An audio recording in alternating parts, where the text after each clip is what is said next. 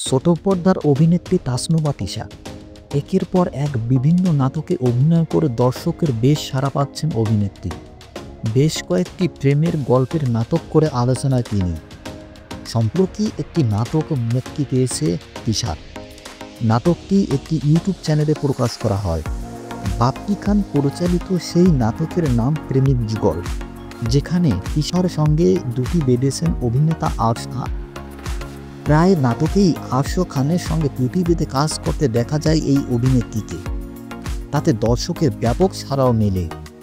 সব মিলিয়ে নিজের কাজ প্রসঙ্গে বরাবরের মতো গণমাধ্যমের মুখোমুখি হন এই অভিনেত্রী। সেখানে জানালেন সুযোগ পেলে শাকিব খানের সঙ্গেও দুটি বাঁধবেন তিনি। সম্প্রতি গণমাধ্যমে দেওয়া এক সাক্ষাৎকারে নিজের কাজ নিয়ে আলোচনা করেন তিশা। কখনো বড় পর্দায় আসবেন কিনা এমন প্রসঙ্গে তিশা বললেন, সিনেমা নিয়ে কিছু বলতেই চাই না, তবে মেগাস্টার শাকিব খানকে প্রশংসায় ভাসিয়ে তিশা বললেন, সিনেমা যদি করতে হয় তাহলে শাকিব খানের সঙ্গেই করব। আসলে সাকিবিয়ান বা তার ফ্যান অনেক।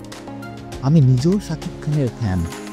এত সুন্দর, এত হ্যান্ডসাম একজন হিরো, এবং তিনি নিজেকে যেভাবে ডে বাই ডে যে জায়গায় আসে, এখানে একটা আসল হার্টস অফ টু হিম।